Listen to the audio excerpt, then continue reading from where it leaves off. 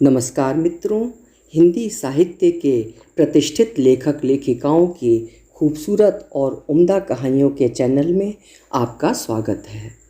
आज सुनिए गौरा पंत शिवानी जी की लिखी हुई कहानी गैंडा। ये कहानी उनकी लोकप्रिय कहानियों में से एक है। उनके प्रशंसक इस कहानी को बहुत पसंद करते हैं आज भी। और शिवानी जी की कहानियों का तो वैसे भी एक नशा होता है, और जो इस नशे का आदी है वो उनकी कहानियों को बार बार सुनता है, कई अंतराल पे सुनता है, लेकिन सुनना नहीं छोड़ता। तो आप भी सुनिए उनकी कहानी गैंडा। जानबूझकर ही सुपर्णा उतनी दूर पैदल चली जा रही थी। भाद्री सूर्य का प्रखर उत्ताप उसके गौर ललाट को गर्म तवे सा दाग रहा था। साड़ी का लंबा आंचल सिर पर खींच देहाती घूंघट की यवनिका बनाने में भी उसने बड़े कौशल से काम लिया था, कहीं कोई उसे देखकर पहचान न ले। अनभ्यस्त पैरों को वो एक प्रकार से घसीटती चली जा रही थी। शंकित दृष्टि से वो बीच बीच में मुड़कर देखती भी जा रही थी।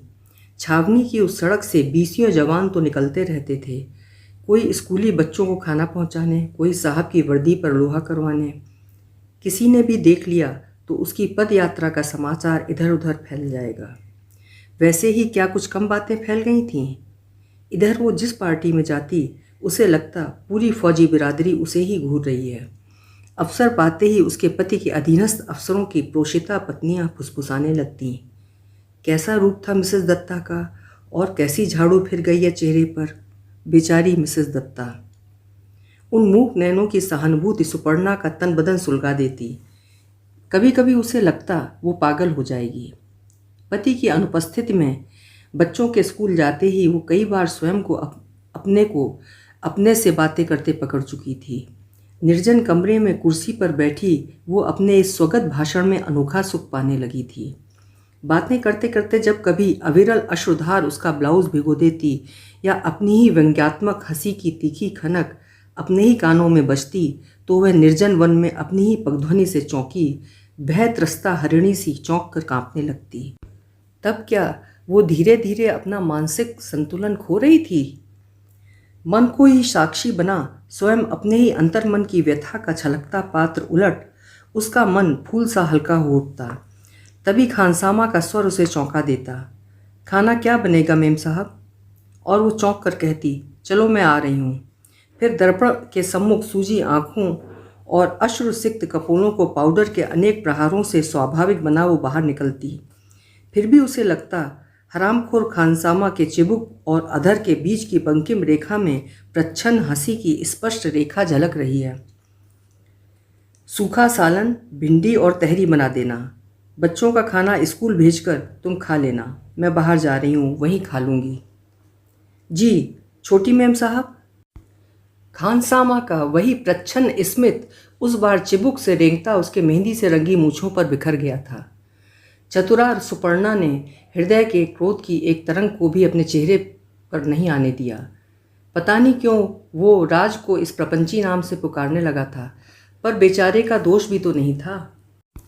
पहले वो उसे छलना में आकार को देखकर पुकारता था बेबी। एक दिन उसी ने तुनक कर टोक दिया, क्या बेबी बेबी करते हो अहमद? इसी महीने 25 साल की हो जाऊंगी, कोई सुनेगा तो क्या कहेगा? फिर अहमद ने नया संबोधन ढूंढा, बहन जी। फिर वही डांट पड़ी, क्या बहन जी करते हो अहमद? तुमने तो मुझे बिल्कुल एकदम स्कूल की मास्टरनी बना दिया। अजी, इनसे मेम साहब कहते हो, हमें छोटी मेम साहब कह लो। क्यों, ठीक है ना सू? अब सुपर्णा बेचारी कहती भी क्या, बस उसी दिन से वो छोटी मेम साहब बन गई। उनके लिए खाना रख दो, तुम कब तक रुके रहोगे? तुम चले जाना। ठीक है सरकार। फिर अपने कमरे में आकर सुपर्णा दत्ता कटे पेड़ सी अपने पलंग पर ढह गई। लग रहा था किसी दानवी शक्ति ने एक ही रात में उसकी देह का सारा रक्त सोख लिया था। जो संदेश कई महीनों से उसका अशांत हृदय पर धुंधले बादल सा छाया था, वही आज घन कृष्ण मेघ की भयावह गर्जना से पल पल उसे भय से अवश किए दे रहा था। ऐसा क्यों किया भगवान ने? क्यों उसकी सुखी गृहस्थी को इस वज्रपात से झुलसा कर रख दिया? क्यों क्यों? किंतु इस क्यों का उसके पास अब कोई उत्तर नहीं था। उसने स्वयं ही तो इस वज्रपात को अपने प्रांगण में उतरने का निमंत्रण दिया था। क्या उसने स्वयं ही दुर्भाग्य के उस अलमस्त बंडेल बछड़े से सीना तान कर नहीं कहा था, आ बैल मुझे मार? अब संगीन से तीखे उन सींगों की व्यथा सहने के अतिरिक्त चारा ही क्या रह गया था। कल ठीक इसी समय तो उसे क्लब में डॉक्टर पद्मा बर्वे मिली थी। मिलिट्री अस्पताल की उस डॉक्टरनी से अहंकारी सुपर्णा दत्ता ने आज तक कभी सीधे मुंह बात नहीं की थी। पति के ऊंचे पद की महिमा को वो एक क्षण भी नहीं भूल पाती थी। यही उसका सबसे बड़ा दोष था, जिसने उसे नारी समुदाय में कुख्याति का दृष्टांत बना दिया था। पता नहीं क्या समझती थी अपने को, किसी से सीधे मुंह बात भी नहीं करती। सुंदर तो मिसेस खन्ना भी थी, उनके पति भी ईस्टर्न कमांड के एक छत्र सम्राट थे, पर ऑर्डरली के बच्चों को भी गोद में उठा उठा कर चूम लेती थीं। एक यह है कि हंसने में भी होंठ घिसते हैं। पर उस दिन जानबूझकर ही वो पद्मा बर्वे की ओर मुस्कुराती हुई बढ़ गई। बड़ी देर बाद एकांत का अवसर जुटते ही उसने अपने प्रश्न की गोली दाग दी थी। आज मैंने राज को आपके पास भेजा था, आई थी क्या? प्रश्न के प्रत्येक अक्षर के साथ उसका धड़कता कलेजा जीभ पर फिसल रहा था। कई दिनों से परेशान थी, जब देखो तब क्या कर रही थी। कभी पेट में दर्द, कहने लगी कहीं अपेंडिक्स न हो। मैंने ही उसे ज़बरदस्ती आपके पास भेज दिया था। अपेंडिक्स तो नहीं है डॉक्टर? उधर उसका वही चिंतातुर चित्त मन ही मन न जाने किन किन देवालयों की कल्पित देहरियों पर मनोतियों में औंधा हुआ जा रहा था। हे भगवान, अपेंडिक्स ही हो। नहीं जी, डॉक्टरनी ने हंसकर हाथ का प्याला मेज पर रख दिया। वैसे तो मैंने उनसे प्रॉमिस किया था कि बात अपने तक ही सीमित रखूंगी। शायद आपको एक साथी सरप्राइज़ देना चाहती थी आपकी सखी। अपेंडिक्स नहीं है मिसेस दत्ता, किसी किसी को ऐसा ही होता है। शिशु भूमिस्थ होते ही मतली नहीं रुकती, फिर व्यवधान भी यथेष्ट है। बता रही थी कि उनकी सबसे छोटी लड़की 8 साल की है, उससे पहले भी एक लड़की है। Let us hope it's a boy this time. Padma Barve की उज्ज्वल निर्दोष हंसी चाकू की तीखी धार सी सुपर्णा के हृदय को चाक कर गई। एक पल को उसे लगा वो वहीं पर चकरा कर गिर पड़ेगी, पर फिर उसने गर्म चाय में अपने कांपते अधर डुबो दिए। पद्मा बर्वे फिर क्या कह रही थी, एक शब्द भी उसके कानों में नहीं गया। दूसरे कोने से आते आमोद प्रमोद के ठाके, पति के परिचित कंठस्वर की गुंजन उसके शून्य मस्तिष्क की कछार पर पछाड़ खाकर समुद्र में विलीन होती तरंगों सी विलयमान होती चली गई। इतनी बड़ी प्रवंचना, निर्लज्ज, बेहया, वेश्या, उसी की थाली में खाकर उसी में छेद। कौन नहीं जानता था कि पिछले 5 महीनों में ना उसका पति अफ्रीका से उससे मिलने आया था, ना वो उससे मिलने गई थी। अब क्या मुंह दिखलाएगी समाज में? अपने गर्भ में उस कर्ण के पिता को कुंती की भांति क्या उस सूर्य की प्रखर किरणों में ढूंढती फिरेगी? फिर रोहित से उसकी प्रगाढ़ मैत्री का रहस्य क्या अब रहस्य रह गया था? उसके सौभाग्य से उस दिन वो पतिता होटल से नहीं लौटी और सुपर्णा ने वो रात बच्चों की नर्सरी में ही काटी थी। एक बार भी रोहित ने आकर नहीं पूछा कि वो वहाँ क्यों सो रही है। दोनों बच्चों ने अवश्य माँ को तकिया लेकर अचानक अपने कमरे में सोने आई देखकर आश्चर्य से पूछा था, मम्मी आज आप यहाँ क्यों सोएंगी? तुम्हारे पापा आज देर तक किताबें पढ़ेंगे और रोशनी मेरी आंखों में लगती है। उसने बच्चों को दूध देने आए खानसामा को सुनाने के लिए ही अपनी कैफियत का स्तर और ऊंचा कर दिया था। बत्ती बुझाते ही दोनों बच्चे उससे लिपट गए और उसकी आंखें बरसने लगीं। हाय, इन फूल से बच्चों को इधर उसने कैसे भुला दिया था। रात रात भर ताश, पिकनिक, क्लब, स्विमिंग, इन सब से उसे एक पल भी क्या कभी मिल पाता था? जब से राज आई थी फिर वही राज।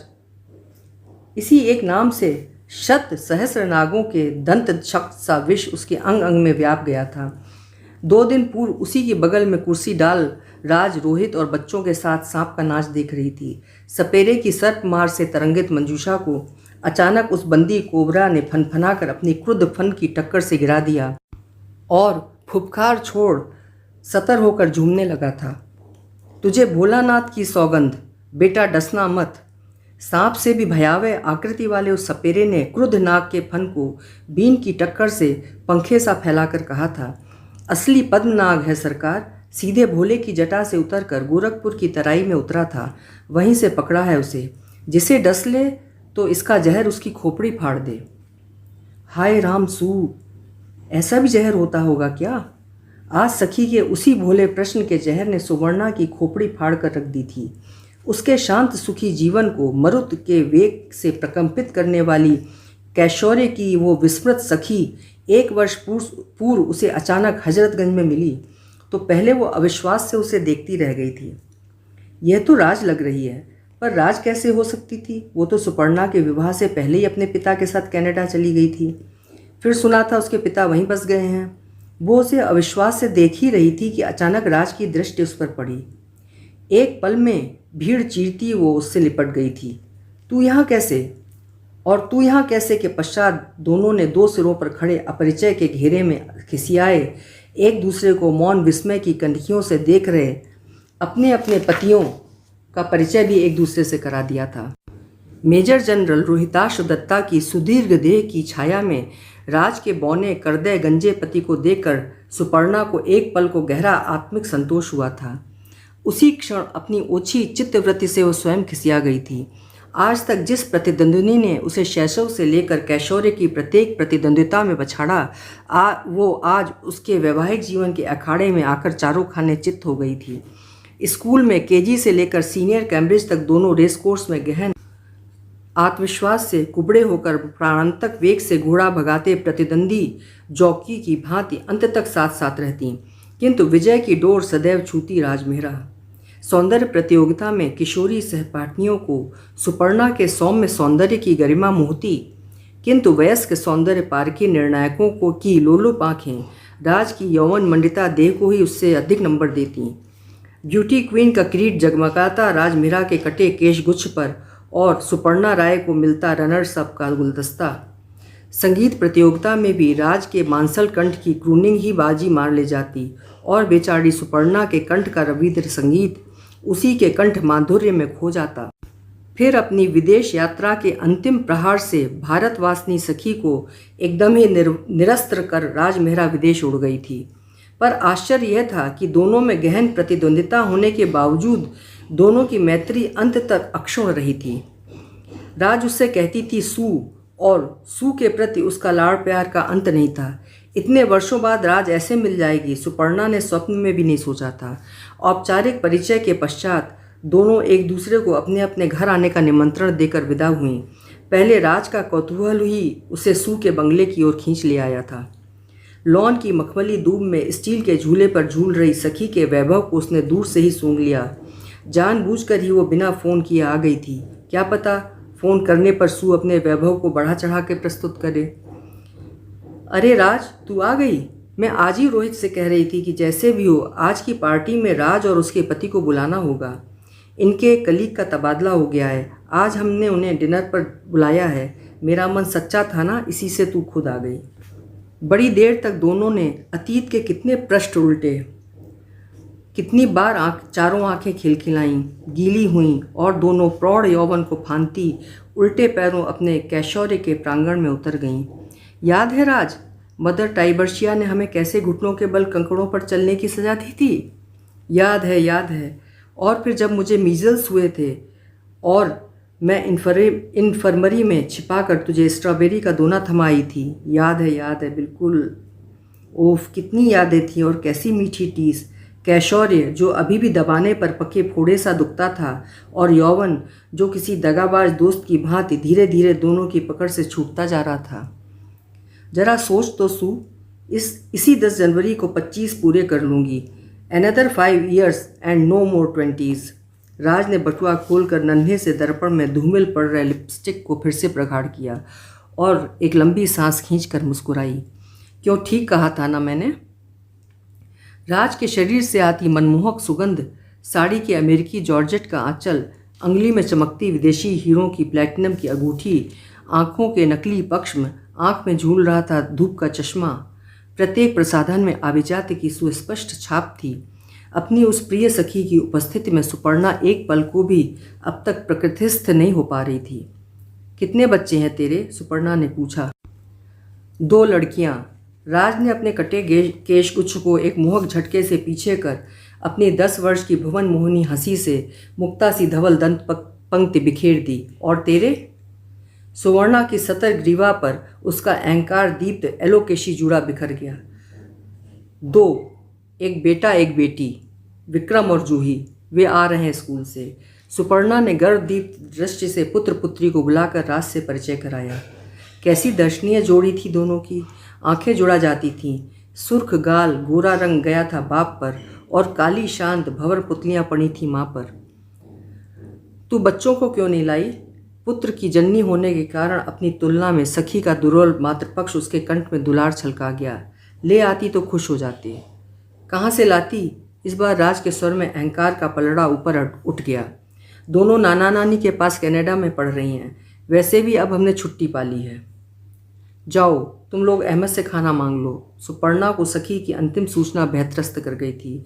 उसकी वो सिरफिरी सहेली भोले बच्चों की उपस्थिति में भी सभी कुछ बक सकती थी। क्यों, ऑपरेशन करवा लिया क्या? सुपर्णा ने दबे स्वर में पूछा। और क्या, कौन इल्लत पाले? वहाँ सब सुविधाएं थीं, पर हमने नहीं, इन्होंने करवाया। मूर्ख, एक बेटा तो होने देती। तीसरी भी बेटी होती तब। दोनों बार सिजेरियन बच्चियां हुई थीं। फिर एक बात और भी थी। क्या? स्पष्ट भाषण उसकी सखी के व्यक्तित्व का सबसे बड़ा आकर्षण था। पहले भी कभी कुछ मन में नहीं रखती थी। दोनों चुड़ैलें अपने बाप पर पड़ी हैं। बेटा भी होता तो क्या पता बाप पर ही पड़ता। एक और नन्हे गैंडे को पृथ्वी पर लाकर करती भी क्या? उसकी उन्मुक्त हंसी को सुपर्णा ने बीच में ही डपट कर रोक दिया। छी, शर्म नहीं आती पति को गैंडा कहते? तू जरा भी नहीं बदली राज। पर सू, राज ने उसका हाथ पकड़ लिया। बदसूरत पति की पत्नी होने में जो सुख है वो तू कभी नहीं समझ सकती। कोई भी फरमाइश मुंह से निकलते ही पूरी। हाथ की हथेली में पति ऐसे उठाकर चलता है जैसे कांच की गुड़ियां हों। ससुर का अफ्रीका में बहुत बड़ा व्यापार है। ये तो शौकिया नौकरी कर रहे हैं। जब जी उबेगा फिर वहाँ उड़ जाएंगे। सुपर्णा उसे आश्चर्य से देखती रही थी। न चाहने पर भी एक लंबी सांस उसके खुले अधरों से निकल ही गई थी। एक क्षण को उसे अपने कठोर पति की आवेगहीन मुख मुद्रा का स्मरण हो आया। वैवाहिक जीवन के प्रथम मधुर क्षणों को भी उसके प्रेम निवेदन में रेंग आई। उसके सैनिक जीवन की अनुशासनबद्धता अनेक बार म्लान कर गई थी। अपने जाट, डोगरा, मराठे, सिख और गोरखे सैनिकों की ही भांति वो इतने वर्षों में भी उसे सदा अपनी आंख की कमान से उठाता बैठाता आया था। किंतु पति की उदासीनता के लिए कभी भी उसके असंतुष्ट चित्त ने भूले से भी कभी उससे कोई कैफियत नहीं मांगी। वो जानती थी कि बाहर से कठोर दिखने वाले उसके विचित्र सन की पति का बहिरंग था पहाड़ी काठी अखरोट सा ही कठोर, किंतु अतरंग का कच्चा गूदा था उतना ही मीठा, उतना ही दूधिया। आज तक क्या कभी भी उसके भोलेनाथ को उसकी विवाह तिथि या जन्म तिथि का स्मरण रहा था? उधर राज उसकी आंखों के सामने अपनी सतनगी हीरे की अंगूठी चमकाकर कह रही थी, ये मेरे पिछले जन्मदिन पर वेद ने दी। इससे पहले जन्मदिन पर मर्सिडीज़ ले आया। ये नौकरी तो मैंने वक्त काटने के लिए ले ली है सू। वैसे वेद की फर्म की नौकरी में हमें सब सुख हैं, फ्री फर्निश्ड बंगला, शोफर ड्रिवन कार, पर मेरा तो दिन काटे नहीं कटता। इसी से वक्त काटने के लिए नौकरी ले ली। तब क्या तू नौकरी भी करती है? अरे बस यूं ही। यहाँ एक ही तो 5 स्टार होटल है, उसी में रिसेप्शनिस्ट हूँ। सुपर्णा की विस्फारित आहट दृष्टि उसे सहसा हंसा गई। ऐसे क्या देख रही है मुझे? क्या दोष है रिसेप्शनिस्ट बनने में? दिन रात ठसकेदार अतिथियों का आतिथ्य निभाती हूँ। मुफ्त का खाना पीना घूमना, कहे तो तेरे लिए भी कोशिश करूँ with your looks and figure. माफ़ कर। सुपर्णा ने एक ही वाक्य से सखी के लुभावने प्रस्ताव का मुलम्मा उतार कर रख दिया। मुझे ये रिसेप्शनिस्ट वैसी ही लगती है जैसे कभी फौजी वैकाई हुआ करती थी। पति की सखी प्रदत्त प्रशंसा का वही अर्ध आज सुपर्णा के कानों में गर्म शीशा उड़ेल रहा था। तब क्या वो उसी दिन रोहित पर खींच गई थी? कैसी मूर्ख थी सुपर्णा। उस दिन के डिनर में भी राज मारात्मक श्रृंगार करके आई थी। पहली झलक में सुपर्णा को वेद जितना अनाकर्षक लगा था, दूसरी भेंट में वो उसे उतना बुरा नहीं लगा। उसके बात करने में, उठने बैठने में एक सहज निश्चल आकर्षण था और उसी आकर्षण ने उसी की भांति रोहित को भी धीरे धीरे मैत्री बंधन में बांध लिया। प्रायः ही वो ऑफिस से सीधा वहीं चला आता। राज को प्रायः ही लौटने में देर हो जाती और कभी कभी तो वेद बतलाता था कि उसे पौ फटने से कुछ ही पहले होटल की स्टाफ कार घर पहुंचा जाती थी। बड़ी मेहनत पड़ती है बेचारी को, एकदम थककर चूर हो जाती है। वो ऐसे कहता जैसे राज सुपर्णा किसी ही कोई कठोर तपस्यारता अद्भुत नारी हो। सुपर्णा जानबूझकर ही पति की उपस्थिति में राज की गृहस्थी के प्रति उदासीनता का प्रसंग छेड़ वेद को और वाचाल बना देती। क्यों वेद जी, आपको क्या कभी ये नहीं लगता कि राज आपको नेगलेक्ट कर रही है? नेगलेक्ट? अजी कैसी बात कर रही हैं आप? रात 2 बजे लौटेगी तो मुझे जगह जगह कर आफत कर देगी। दूध पिया या नहीं, इंसुलिन लिया था, गर्म वेस्ट पहनी है या नहीं। उसका बस चले तो शायद मुझे भी अपने बटुए में डालकर साथ ले जाए। और मेरा बस चले तो ऐसी बीबी को गोली से उड़ा दूं वेद। पहली बार रोहित ने वेद की निर्वीर्यता को ऐसा नंगा किया था कि सुरुच्च संपन्ना सुपर्णा अपदस्थ होकर पहले तो चुप रही, फिर हंसकर उसने बात बदलने की चेष्टा की। आज असल में neat gin has gone to his head. Ved ji बुरा मत मानिएगा, यह उसी जिन की झोंक में बक रहे हैं। सुपर्णा ने ठीक ही कहा था। दोनों मित्र बड़ी देर से गिलास पर गिलास खाली किए जा रहे थे, किंतु रोहित के मदालत सुर्ख कपोलों पर पत्नी की सफाई ने उत्तेजना की लालिमा को और प्रगाढ़ कर दिया। मैं बकवास नहीं कर रहा हूँ, उसने अपनी बधी मुट्ठी जोर से मेज पर मारकर अपने कथन की पुष्टि की। कौन नहीं जानता है कि होटल की। अच्छा बस चुप भी करिए। हंसकर सुपर्णा ने उग्र वातावरण को अपने शांत स्मित से पल भर में साध लिया। पर उस दिन पहली बार रोहित पूरे वक्त गुमसुम बना बैठा रहा। बुरी तरह डपट दिए गए किसी कुत्ते की सी उन आहत आंखों पर सुपर्णा को बेहद तरस आया था। उसके जाते ही उसने पति को खूब आड़े हाथों लिया था। छी, कभी कैसा बचपना करते हो तुम? घर आए अतिथि का ऐसा अपमान करते तुम्हें शर्म नहीं आई? ऐसा तो तुमने पहले कभी नहीं किया। ऐसा मेरुदंडहीन अतिथि क्या पहले कभी आया था मेरे यहाँ? देख लेना, एक दिन तुम्हारी राज के इस गैंडे को पुरुष बनाकर जीना सिखा दूंगा। पर वो क्या जानती थी कि उसे पुरुष बनाने में स्वयं उसका पति ही एक दिन पशु बनकर रह जाएगा। राज और वेद दोनों ही उनके परिवार के अभिन्न अंग बन गए थे। एक साथ उठना बैठना, घूमना, पिकनिक मनाना, सिनेमा देखना।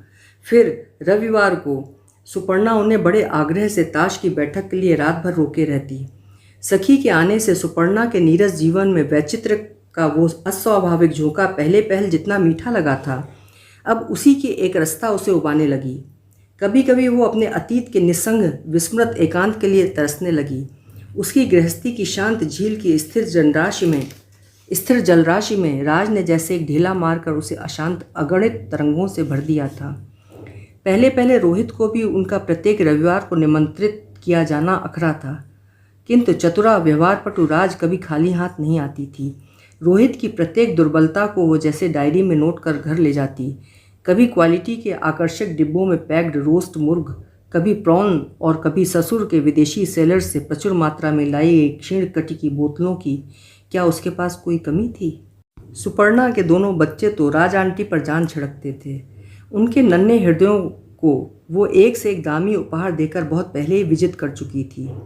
यही नहीं, सुपर्णा के सास ससुर जब भी पुत्र से मिलने आते, राज उन्हें भी अपने उदार उत्कोच से कंठ तक भर देती। वो एक प्रकार से कलकत्ता की ही लड़की थी। वर्षों पूर्व उसके पूर्वज पंजाब से आकर कलकत्ता में ही बस गए थे।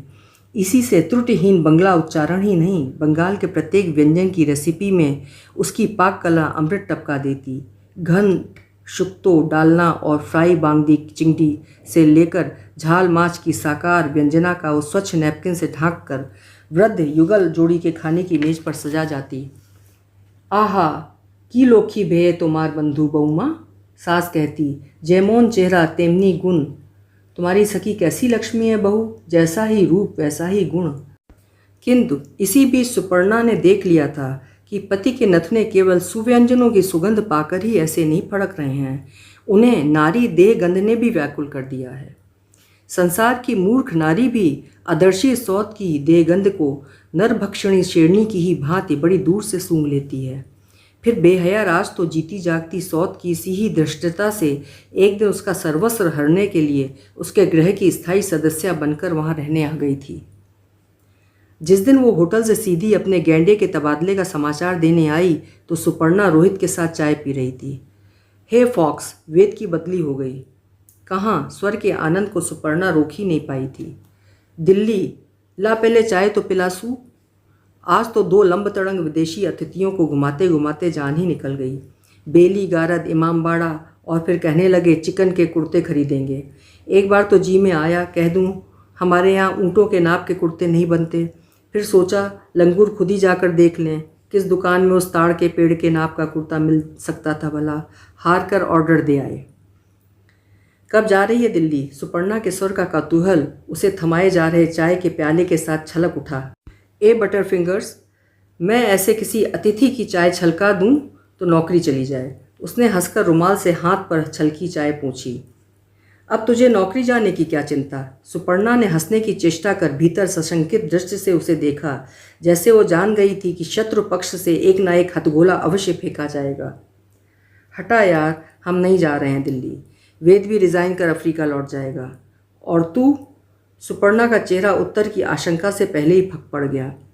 हमने वेद से कह दिया है, हम अपनी नौकरी नहीं छोड़ेंगे। कहने लगा, कहाँ रहोगी? मैंने कहा, क्यों, सूखे रहते और कहाँ रहूँगी? यू आर मोस्ट वेलकम राज। रोहित ने हंसकर उसकी ओर पकौड़ियों की प्लेट बढ़ा दी। सुपर्णा ने आहत विवश दृष्टि से पति की ओर देखा, फिर अपनी कठोर दृष्टि राज के चेहरे पर निबद्ध कर दी। तू मूर्ख है राज। बेचारा वेद, इधर उसकी तबीयत भी ठीक नहीं रहती। How can you leave him? अरे चिंता मत कर। राज बटुआ उठाकर खड़ी हो गई। मेरे गैंडे का चमड़ा भी निखालिस गैंडे का है। हाँ, तुझे कोई आपत्ति हो तो I can make some other arrangement. Hotel वाले ही मुझे सिर आंखों पर रख लेंगे। वहाँ मेरी स्थिति अब इतनी मजबूत है सू कि अपना मुँहमांगा दाम मांग सकती हूँ। अंग्रेजी, हिंदी, पंजाबी, बंगला, फ्रेंच, स्वाहिली भाषा जानने वाली मुझ जैसी लिंग्विस्ट रिसेप्शनिस्ट कहाँ जुटेगी उन्हें? उसकी दम्भी मुस्कान से पूरा चेहरा चमक उठा। मुझे कमरा भी नहीं चाहिए डार्लिंग। उसने फिर बड़े दुलार से सखी का स्कंद स्पर्श किया। बच्चों की नर्सरी में ही मेरा पलंग डलवा देना। तू पार्टी में जाएगी और मैं बेबी सिटिंग करूँगी। कैसी बेबी सिटिंग की थी निर्लज्ज राज ने। और फिर उसका गैंडा ही उसके आकर्षक देशी विदेशी बिल्ले लगे सूटकेसों को पहुँचाने स्वयं सुपर्णा के बंगले आ गया था। सामान रखकर जाने ही लगा था कि सुपर्णा ने उसे रोक लिया था। सौभाग्य से उस दिन वो अपने बंगले में अकेली थी। सास ससुर कलकत्ता चले गए थे, बच्चे स्कूल। राज अपने होटल के कुछ अतिथियों को चिन्हट की क्रॉकरी खरीदवाने चली गई थी और रोहित परेड ग्राउंड की ओर निकल गया था। ठहरो वेद, सकपका कर वो ठिठका। कहिए, उसने हंसकर कहा, किंतु उसका विनम्र स्मित सुपर्णा के कठोर चेहरे को देखते ही फिर उसके शुष्क अधरों में सिमट गया। राज तो मूर्ख थी ही, पर तुम भी इतनी बड़ी मूर्खता करोगे, ये मैंने कभी नहीं सोचा था। छी छी, उस 2 कौड़ी की नौकरी के लिए वो तुम्हें किस दुस्साहस से छोड़ रही है? अभी भी कुछ नहीं बिगड़ा वेद, घर जाकर समझाओ और साथ ले जाओ। जाओ। फिर जो हुआ उसके लिए सुपर्णा प्रस्तुत नहीं थी। डायनामाइट की किसी अदृश्य सुलगी बत्ती ने जैसे पलक झपकते गेंडे की उस विराट चट्टान सी देह को भरभरा कर भूमिसात कर दिया। पहले उसके होंठ कांपे, फिर आकारहीन चिबुक, फिर परस्पर जुड़ी अनाकर्षक घनी भौहें, और फिर वो बदनुमा चेहरा रुदन की सहस्र विकृत झुर्रियों में एकदम ही सिकुड़ गया। वहीं कुर्सी पर फत्त से गिरकर वो फूट फूट कर रोने लगा। सुपर्णा घबरा गई। किसी वयस्क पुरुष को ऐसे फूट फूट कर रोते वो जीवन में पहली बार देख रही थी। अभी बच्चे स्कूल से आते होंगे, खानसामा भी आ जाएगा। वैसे भी सागर पेठे से सब नौकरों के आने का वक्त हो रहा था। किसी ने देख लिया तो गजब हो जाएगा। अब तक यत्न से छिपाई गई उसके जीवन की वो उघड़ी सीवन निर्मम निर्लज्जता से उसके अंग उघाड़ कर रख देगी। वेद, वेद, आई एम सॉरी वेद। सुपर्णा का कोमल द्रवित चित्त सहानुभूति के कहर से अवरुद्ध हो गया। वेद प्लीज़। सुपर्णा ने अपने सुकोमल हाथों से गैंडे के चेहरे से उसके दोनों लोमश हाथ हटाने की चेष्टा की।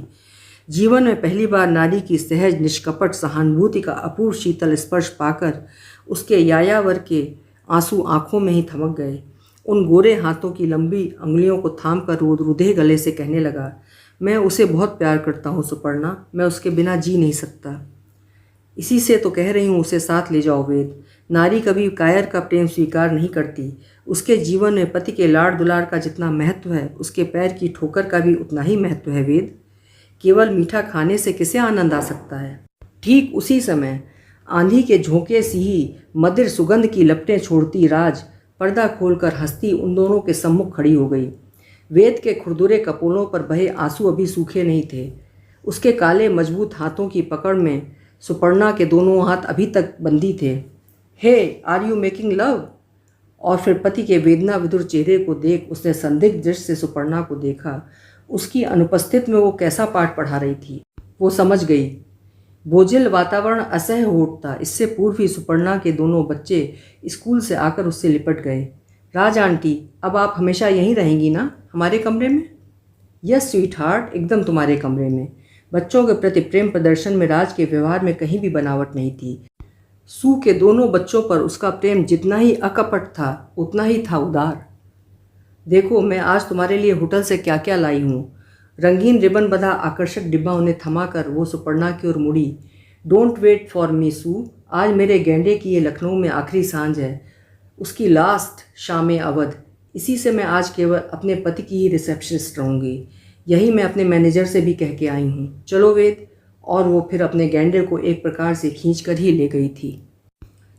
कुछ दिनों तक राज का शिष्ट शांत अस्वाभाविक रूप देखकर सुपर्णा आश्चर्यचकित रह गई थी।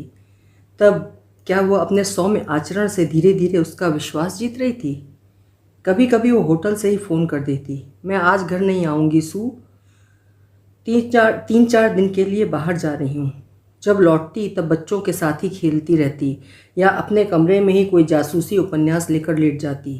तब क्या वेद के साथ किए अपने दुर्व्यवहार के पश्चाताप ने उसका ये कायाकल्प कर दिया था, या वो उसके गिरगिटी कलेवर की बहुरूपिया प्रवंचना मात्र थी? फिर एक दिन ब्रिगेडियर धर की मुखरा गॉसिपी पत्नी धीराधर ही उसको आकर समाचार दे गई थी। पहले सोचा तुमसे न कहूँ, पर फिर सोचा पद में तुम बड़ी हो तो क्या हुआ, उम्र में तो मैं ही बड़ी हूँ ना। फिर बंगाली हूँ, जानबूझकर तो किसी बंगाली गृहिणी का अनिष्ट होते देखकर चुप नहीं रह सकती। सारी छावनी तुम्हारी इस बेहया सहेली पर थूक रही है, और एक तुम हो कि जानबूझकर ही नागिन को गले से लगाए निश्चिंत पड़ी हो। तुम्हारे पति के लिए बेशर्म ने अपने ही होटल में एक डबल रूम बुक करा कर रख छोड़ा है।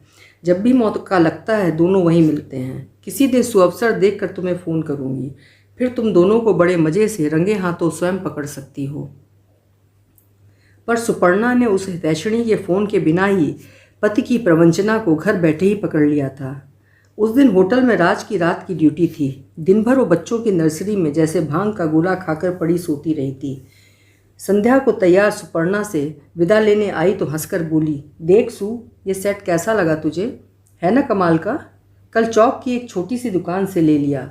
काबुल की एक फिल्म तारिका के साथ वहाँ गार्डनेट ढूंढ रही थी कि ये दिख गया। है भी कितना सस्ता, है ना? राज के गौरकंठ से चिपके उस जगमगा रहे चोकर और कानों में लटकते वैसे ही नवरत्न के गुंबदों की अनुपम बनावट देख राज की हृदयहीन प्रवंचना को भी सुपर्णा एक पल को भूल गई। नारी सुलभ कौतूहल से उसकी दोनों आंखें चमकने लगीं।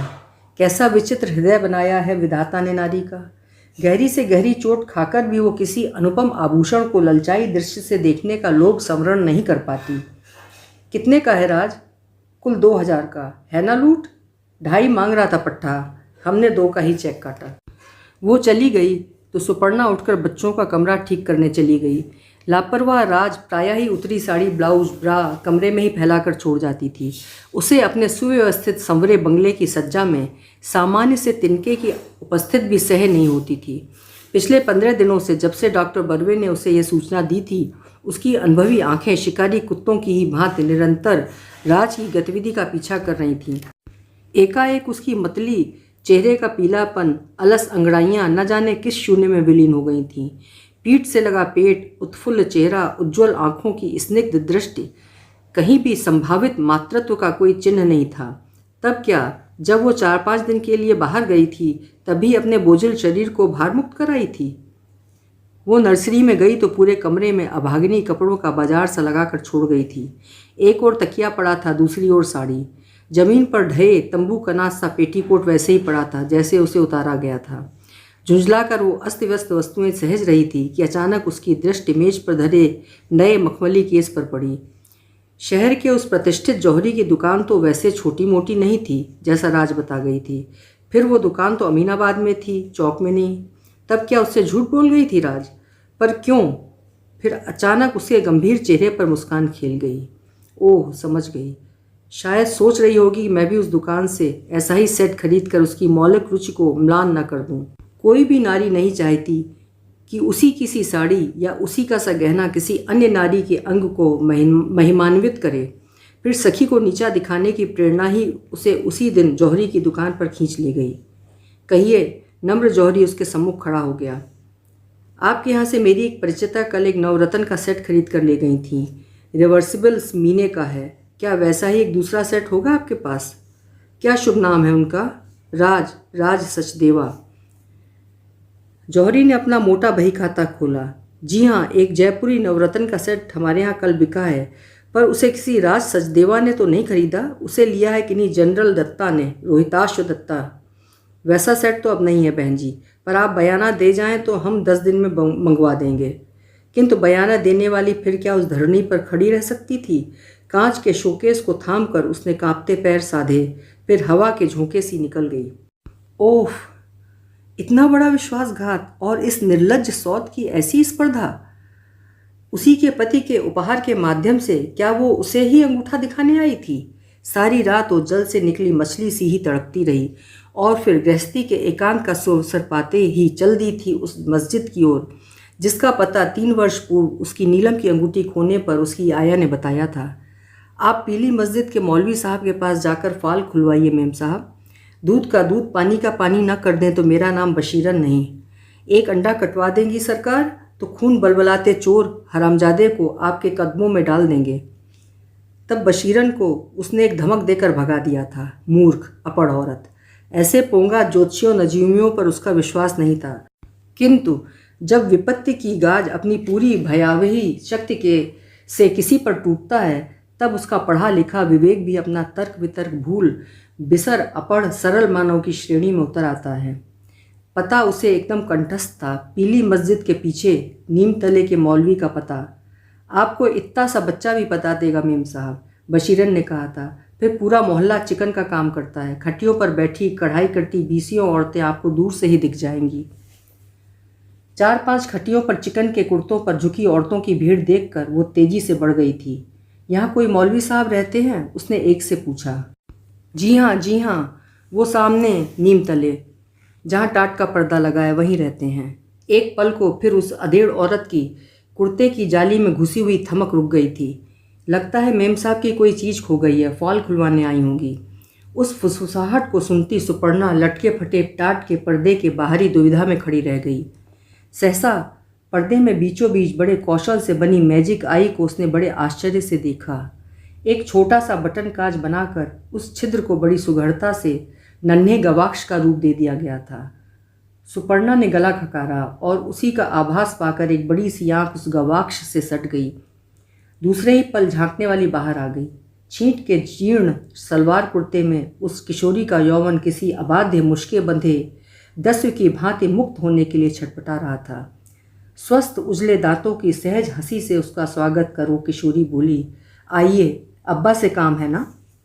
सहम कर भीगे कच्चे फर्श से अपनी साड़ी का फॉल बचाती सुपर्णा भीतर गई। कमरे में पैर रखते ही वो फिर ठिठक गई। ऐसा दारिद्र्य उसने पहले कभी नहीं देखा था। छी छी, कहाँ आ गई थी वो? ऐसा ही विलक्षण भाग्यवक्ता था तो क्या अब तक अपने भाग्य को नहीं जांच पाया? बैठने वाले का गंभीर आदेश सुनकर भी वो खड़ी रह गई। बैठिए। पर बैठती कहाँ? एक टूटे पलंग की झूलती मूंज धरनी का स्पर्श कर रही थी। उसमें बैठने का नहीं, केवल धंसने का ही प्रश्न उठ सकता था। दूसरे पलंग पर अनेक खुली पुस्तकों, चुरकटों, कागजों से घिरा स्वयं जो रहस्यमय व्यक्ति बैठा था, उसे देखते ही वो सब कुछ भूल गई। बैठो बेटी। इस बार उसने अपने पलंग के नीचे हाथ डालकर एक जीर्ण मोड़ा खींचकर उसकी ओर ठेल दिया। कमरे में सिवाय फटी कथरियों, एल्युमिनियम की धुएं से काली पड़ी पतीलियों के सिवाय और कुछ नहीं था। क्या कुछ खो गया है? कैसा गुरु गंभीर स्वर था, ठीक जैसे पखावज पर चौताल बज रही हो। सुपर्णा ने असहाय विवश दृष्टि से कोने में खड़ी उस लड़की को देखा। स्पष्ट था कि उसकी उपस्थिति में वो कोई वस्तु का विवरण देना नहीं चाहती। हबीबा बेटी, तुम जरा बाहर जाकर अपनी अम्मी के पास बैठो। हबीबा सिर झुकाकर बाहर चली गई। कुछ कीमती चीज़ खो गई है क्या? उससे कीमती चीज़ और क्या हो सकती थी? जी हाँ, उसे फिर अपना ही स्वर अनचिन्हा लगा। किसी पर शक? जी। उसके बाप का नाम बता सकती हो? जी, गुरदत्ता मेहरा। एक पल को नीम तले मौलवी ने अपनी कोटरग्रस्त आंखें बंद की और उन्हीं मुंदी आंखों के सुअवसर का लाभ उठा सुपर्णा ने उस रहस्यमय चेहरे को पहली बार ठीक से देखा। जीर्ण चिकन के कुर्ते पर झूलती अनेक समरनियाँ, ताबीज, एक काले डोरे में बंधी अनेक रंगीन गुड़ियों के बीच एक शुष्क काठ का टुकड़ा, उसी में गुथी दंत खुदनी, गंभीर तेजस्वी चेहरे की आभा चेचक के दागों से मलिन नहीं हो पाई थी। एक स्थूल कलेवर की पुस्तक खोलकर उसके सामने रख मौलवी ने कहा, आंखें बंद कर इसमें उंगली रखना और जिस पर शक है उसका चेहरा बंद आंखों में बांधने की कोशिश करना। इंशाअल्लाह हम अभी हुलिया बता देंगे। पर आंखें बंद करने पर भी क्या वो उस चेहरे की कल्पना से खींच पा रही थी?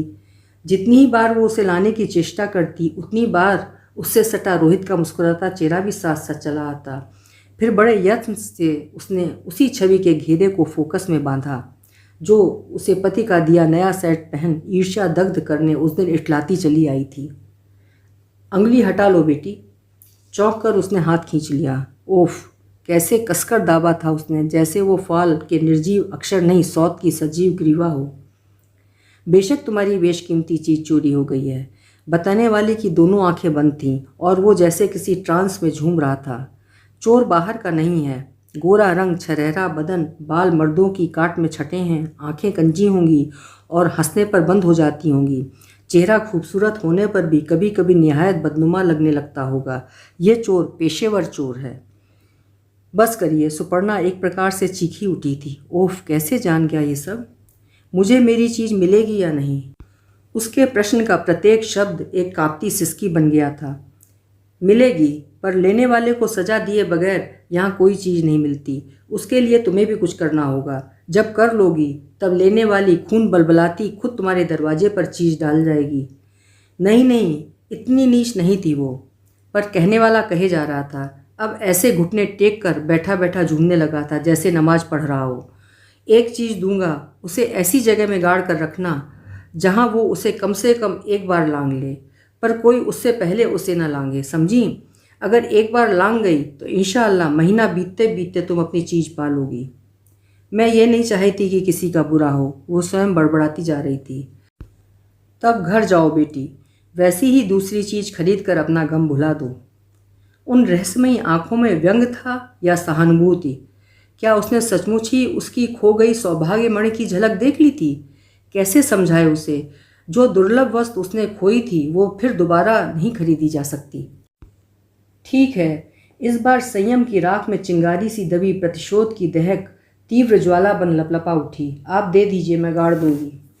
फिर केवल 2 रुपये 12 आना चुकाकर उस वारंट को बटुए में डालकर वो चली आई थी। बेटी, तुम्हारी चीज़ मिल जाए तो अपनी इस छोटी बहन का भी ख्याल करना। चलते चलते मौलवी ने कहा था, मैं आज तक न जाने कितनों के लिए खुदा से दुआ मांग उनकी खोई चीज़ें उन्हें लौटा चुका हूँ, पर अपनी फॉल अब तक नहीं खोल पाया। असल में नमक से नमक नहीं खाया जाता बेटी। अपने लिए कुछ मांग नहीं सकता। औलाद के नाम पर एक यही लड़की है।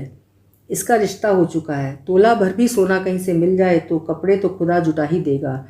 इंशाअल्लाह तुम्हें तुम्हारी चीज़ मिलते देर नहीं लगेगी। चोर अभी घर में ही है। वह तेज कदमों से बंगले की ओर एक प्रकार से दौड़ लगाकर ही भागी थी। राज प्रायः उसी समय होटल से घर आती थी। जल्दी जल्दी उसने अपने दरवाजे के बाहरी दूब खोद कर वो कागज़ का नन्हा चुरकुट गाड़ दिया और खिड़की के पास आने वालों की प्रतीक्षा में खड़ी हुई तो कलेजा ऐसे धड़क रहा था जैसे उसकी गर्दन कटवाने नंगा गणासा लिए खड़ी हो। कहीं ऐसा ना हो कि उससे पहले ही रोहित आ जाए। अपराधी तो वह भी था, पर वो आई। उसने लक्ष्मण रेखा को लांघा और हंसकर उसे एक बड़ा सा ब्राउन ठोंगा थमा दिया। आज बहुत बढ़िया प्रॉन बनी थी। तुझे मछली पसंद है? और रोहित को भी। इसी से ये देने चली आई।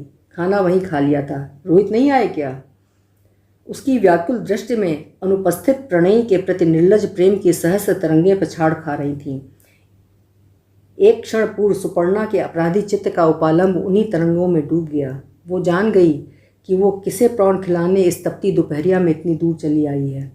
उसी कृतज्ञता में पति को डुबो वह उससे कैसा प्रतिदान मांगेगी यह भी उसे पता है। मुझे अपनी कार में होटल तक छोड़ दोगे रोहित? सुपर्णा अपने कमरे में चली गई और राज बच्चों के कमरे में जाकर सो गई। 4 बजे सुपर्णा नित्य एक प्याला चाय बनाकर पीती थी। वो उस दिन भी अपना प्याला लेकर अपने कमरे की ओर जा रही थी कि राज खड़ी हो गई। सू, चाय बनी है क्या? एक प्याला मुझे भी पिला दे, बदन न जाने कैसे टूट रहा है। सुपर्णा का प्याला कांप गया। सुबह का गंभीर स्वर किसी सुदूर देवालय में गूंज रही घंटा ध्वनि सा ही कानों में गूंज गया। लांघते ही चोर बेचैन हो जाएगा बेटी। उसने अपना प्याला उसे थमा कर कहा, ले तू पी ले, मैं अपने लिए दूसरा बना लूँगी। काश उस दिन कोई साक्षी देख लेता कि जो प्याला वो स्वयं अपने होंठों से लगाने जा रही थी वही उसने सौत को थमाया था, विष का प्याला नहीं। कितनी सुंदर लग रही थी कमबख्त। कटे बाल अर्धनग्न आकर्षक कंधों पर सदे गुच्छों में झूल रहे थे। पतली कमर से नीचे उतरी नीली शिफॉन की पारदर्शी नीलाभ आभा में सफ़ेद सपाट पेट निरभ्र उज्ज्वल आकाश सा चमक रहा था। उस पर नन्ही घंटियों सी टुनकती चांदी की पतली करधनी चौथ की चंद्रिका सी रुपहली हंसिया के आकार में मुड़ी कितनी आकर्षक लग रही थी।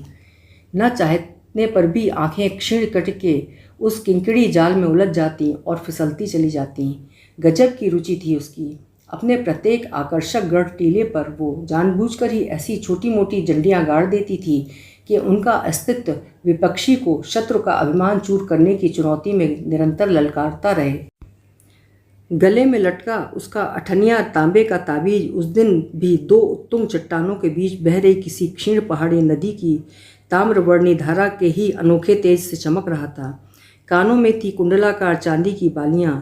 उसकी सज्जा के प्रत्येक प्रसाधन की सांकेतिक शक्ति ऐसी प्रबल थी कि देखने वाले के मन में स्वयं रंग बिरंगी कल्पनाएं जग उठें। विवेकी से विवेकी पुरुष की नश्वरता, शौर्य, बल, सौष्ठव को वह अपनी अराल उंगलियों में पिस्सू सी मसल सकती थी।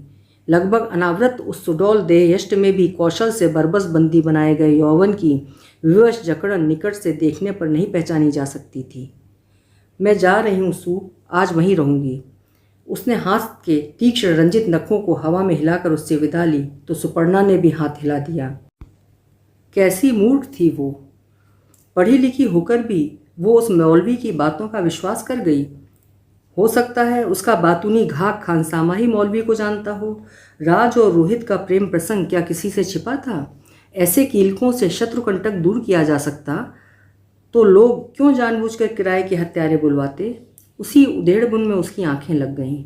बच्चे स्कूल से लौटे तो वह उन्हें लेकर सिनेमा दिखाने चली गई। थका मांदा रोहित लौटा तो वो व्याकुल दृश्य से किसे ढूंढ रहा है वो समझ गई। प्रतिशोध की तीव्र दहन फिर उसके चित्त को दग्ध कर गया। दोनों के बीच इधर बातचीत लगभग बंद हो चुकी थी। जब से उसे प्रवंचक पति के उपहार का रहस्य पता लगा था वो एकदम से गुमसुम हो गई थी। रात को दोनों अगल बगल लेटते तो दीवार की ओर मुंह फेर लेती। उस दिन भी वो मुंह फेर कर लेट गई।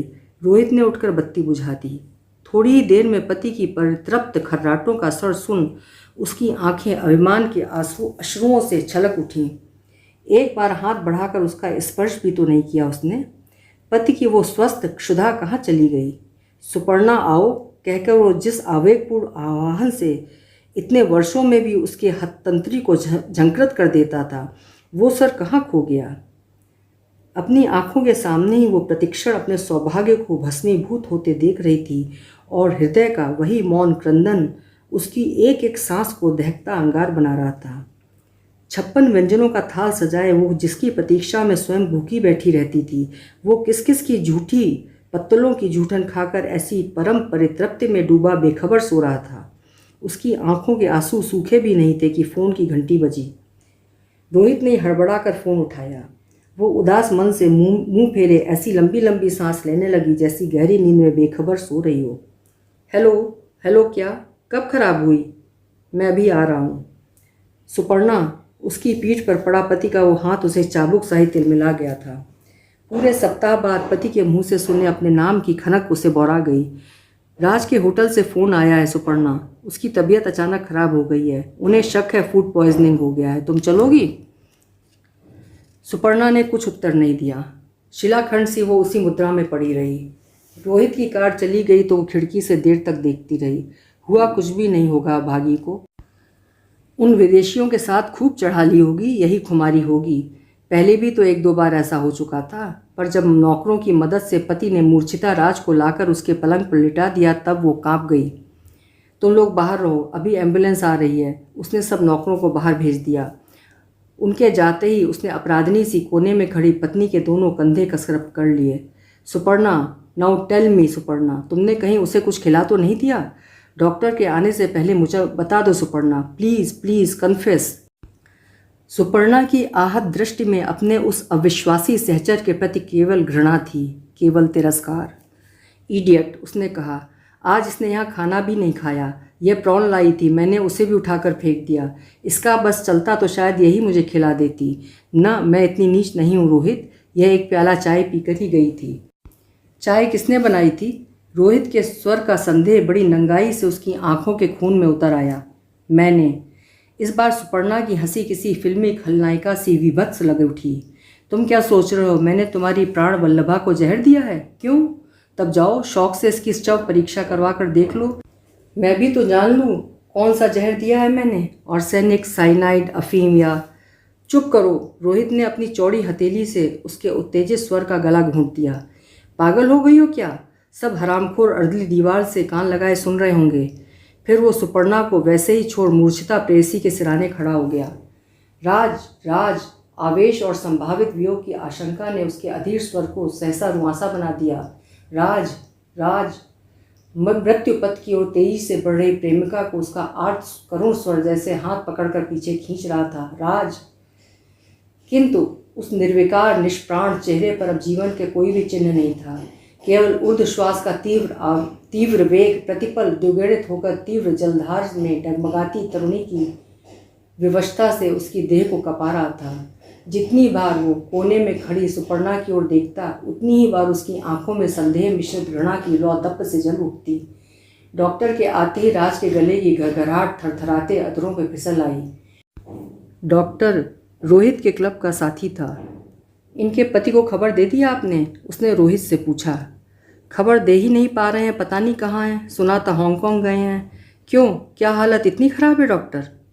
हालत? डॉक्टर ने उसे आश्चर्य से देखा है। देखा जाए तो इनकी क्लिनिकल डेथ हो चुकी है। हो सकता है रात भर खींच लें। अस्पताल ले जाना बेकार है तो फूड पॉइजनिंग ही। मिस्टर पुरी तो कह रहे थे। रोहित बीच बीच में सुपर्णा की ओर देखता जा रहा था। वही खाना इनके चीनी अतिथियों ने भी खाया, उन्हें तो कुछ नहीं हुआ। अजी उन्हें क्या होगा? डॉक्टर ने कहा। सांप, मेढक, केचुआ पचाने वाले हाजमे को भला क्या हो सकता है? पर हमारा भारतीय हाजमा आमतौर पर संस्कारी होता है। ये इसी से पचा नहीं पाई। पौ फटने से कुछ पहले ही राज के गले की घर घर अचानक बंद हो गई। उसके बाद के अध्याय सुपर्णा के जीवन के अविस्मरणीय अध्याय बनकर रह गए। गर्मी के दिन थे, बाहर तप्त लू के झोंके चल रहे थे। ऐसी गर्मी में मृतदेह हिमखंड में दाब कर भी रख दी जाती, तब भी शायद एक दिन से अधिक सुरक्षित नहीं रखी जा सकती थी। वेद से संपर्क किए जाने की रोहित की प्रत्येक चेष्टा विफल होती चली गई। हार कर उसी ने दाह संस्कार किया। एक ही दिन में उसका सुदर्शन चेहरा चिताग्नि से झुलस कर स्याह पड़ गया था। रात को सुपर्णा हृदय का समस्त उपालंग ताक पर धर खिड़की पर विक्षिप्त से खड़े पति का हाथ पकड़कर खड़ी हो गई। मैं तुम्हारे सर की सौगंध खाकर कहती हूँ रोहित, मैं निर्दोष हूँ। उसका हाथ एक झटके से झटक रोहित ने उसे ऐसे वेग से ढकेल दिया कि पलंग का पाया न थाम लेती तो शायद भरभरा कर जमीन पर औंधी गिर जाती। दूसरे दिन रोहित ने अनेक मित्रों की सहायता से वेद का पता लगाया। हांगकांग से वो तीसरे दिन आ पाया और कार से उतरते ही मूर्छित होकर गिर गया। बच्चों को सुपर्णा पहले ही ननिहाल भेज चुकी थी। शायद वह स्वयं भी चली जाती, किंतु पति के व्यर्थ संदेह ने उसे रोक लिया था। उसके पलायन का कहीं वो शक्की पति दूसरा अर्थ न लगा ले। वेद के आने के बाद वो चेष्टा करने पर भी अपना स्वगत भाषण नहीं रोक पा रही थी। बच्चों की नर्सरी में अब उसका एक छत्र राज्य था। जहाँ अवसर पाती वहाँ किसी कुर्सी पर कछुए सी मुंडी छुपाकर दुबक जाती और बड़बड़ाने लगती। मैं रोहित और बच्चों की सौगंध खाकर कहती हूँ, मैंने उस हरामजादी को कुछ नहीं खिलाया। पढ़ी लिखी होकर भी क्या मैं इतनी मूर्ख हूँ कि नजूमी ज्योतिषियों की बात का विश्वास करूँ? क्यों, है ना ठीक? कभी ऐसा हो सकता है? हो सकता है। फिर बुरी तरह हकलाती वो पसीने से नहा उठती। वे 2 दिन तक रहा और उन 2 दिनों में केवल औपचारिक हाना के सुपर्णा और उसके बीच कोई बात नहीं हुई। चलने से कुछ पहले वो सुपर्णा से कहने लगा था, उसकी सब चीज़ें गरीबों को बांट देना सुपर्णा, मैं कुछ नहीं ले जाऊंगा। खुरदुरे गालों पर बह रहे उन आंसुओं में असली मोतियों की सी दमक थी। राज का यह वीतराग गैंडा उसका सब कुछ मुक्त हस्त से दान कर जाने लगा था, तो सुपर्णा ने जबरदस्ती उसकी जेब में राज की हीरे की अंगूठी, सोने की चेन ठूंस दी थी। अधिकतर वो नकली कॉस्ट्यूम ज्वेलरी ही पहनती थी। उसे ले जाकर वो करता भी क्या? उसके असली गहनों का एकमात्र सेट सुपर्णा ने उसकी मृत्यु के दिन ही अपनी स्टील की अलमारी में सहेज दिया था। जानबूझकर ही उसने वो सेट वेद को नहीं दिया। देती भी क्यों? उस पर उसका अधिकार भी क्या था? रोहित के उस उपहार की अब वही वास्तविक अधिकारिणी थी। देखते ही देखते राज की 13वीं भी हो गई। रोहित ने इन 13 दिनों में उसकी ओर आंख उठाकर भी नहीं देखा। घर आता और फौजी कदम रखता, फिर दिन भर के लिए निकल जाता। साहब और मेम साहब की शीत युद्ध की दबे स्वरों की आलोचना अब सरपणी सी रेंगती छावनी के एक एक बंगले में पहुंच गई थी। दिन भर फड़कती कनपटी को दबाकर वो लेटी रही। फिर संध्या को विदग्ध हृदय का एक सहृदय सुझाव उसे स्वयं सहला गया। एक बार उसका स्वगत भाषण फिर मुखरित हुआ।